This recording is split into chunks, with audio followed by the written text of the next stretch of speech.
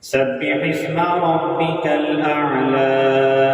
الذي خلق فسوى والذي قدر فهدى والذي أخرج المرعى فجعله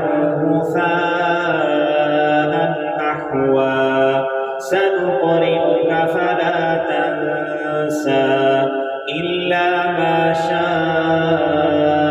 الله إنه يعلم الجهر وما يخفى ونيسرك لليسرى فذكر إن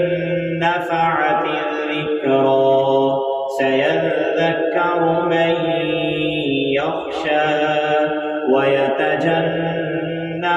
الأشقى الذي يصلى النار الكبرى ثم لا يموت فيها ولا يحيا قد أفلح من تزكى وذكر اسم ربه